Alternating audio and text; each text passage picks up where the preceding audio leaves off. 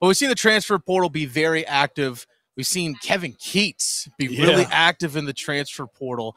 Now, this is something I'm curious in time what we're going to see with college coaches, because we saw MJ Rice, a former 5-star recruit who went to Kansas. He's from Henderson, North Carolina, comes back to the great state of North Carolina and is going to go to NC State and play. We've seen multiple players come into the transfer portal to NC State. We've seen just recently Cormac Ryan, a graduate student from Notre Dame, going to UNC. I think it's a very good complementary piece to go on with Hubert Davis's team. My curiosity is what we're going to see with these coaches long term in terms of how they handle the transfer portal, how they build their teams. Are they going to be mostly a portal-driven team in terms of pulling players that way, or are they going to try and find the balance of, hey, we're still going to bring in recruits? Like, for example, John Shire at Duke, he's got, 4 guys coming in right now and guys that are coming back. He'll probably get maybe 1 or 2 guys to fill out the rest of his roster, but he seems like a coach that is going to be still driving his roster through recruiting. Duke wants to recruit high schoolers, bring them in. Hopefully they stay a 2 or 3 years. Yeah. And go and fill in the holes with transfers. That's how they want to go about it. Yeah. Which means you have to bring in more young players. Right now, I don't know if it's because, Kevin Keatts, if you think about it, Kevin Keatts and Hubert Davis have not had that big splash recruit from high school yet. Yeah. So for them, it's like, we've got to go portaling now. Mm-hmm. Kevin Keatts has had a lot of bad luck. He's had Jalen LeCue, big-time 5-star. What did Jalen LeCue decide to do? Go to the NBA. Where's he at right now? Then you had Josh Hall. Same thing, 5-star prospect. Decided to go to the NBA. You had Robert Dillingham, 5-star prospect. What did he decide to do? Decommit and go to Kentucky.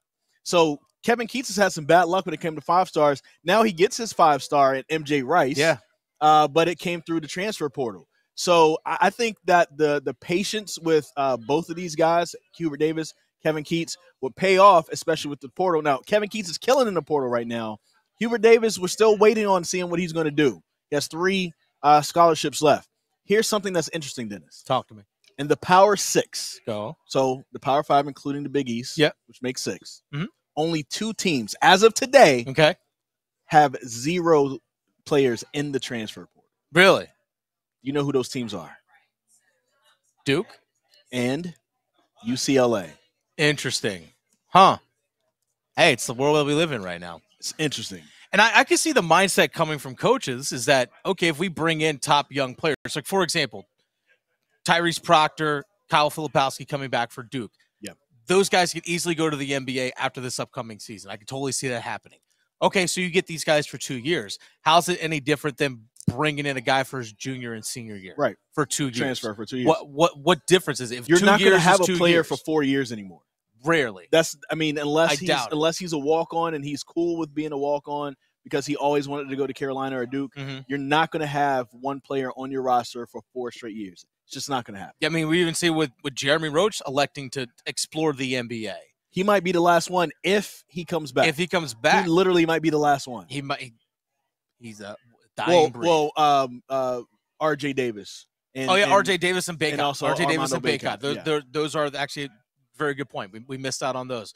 But, yeah, that's kind of the situation. Even look at Keatts with Terquavion Smith. He had him for his freshman and sophomore seasons. Now he's going to the NBA. I think it's the right move for him. But, again, just 2 seasons with these guys. So the transfer portal is being very active for all these schools. I'm curious to see how every coach navigates through it. We see Steve Forbes out in Wake Forest make his living in the transfer portal. Yeah. Because he also has a junior college background, so he's used to having guys for only a year or 2. But when you're starting a program like that, you're starting fresh, the portal is your friend right now. Yeah. Especially when you're at a place like Wake Forest or UNC that's kind of stumbled on some hard times recently, and you're looking to make that next step. Like for Steve Forbes over there, fans at Wake Forest had 6 years of Danny Manning, and then 3 years before that, I think 3 years, of what's my man's name? I forget. Jeff Bizdelli. Oh, gosh, Bizdelli. There you go. And so easily forget. And Dino Gaudio was before him. I thought Dino Gaudio was fine. It's just that he wasn't as good as Skip Prosser. So you saw it kind of keep going downhill. Yeah. So for somebody like Steve Forbes, you need to live in the portal to establish yourself at Wake Forest so you can eventually get the big-time high school recruits. And he's brought in some really good talent. Hasn't quite gotten to the NCAA tournament yet, but he's brought in some really good talent there at Wake Forest.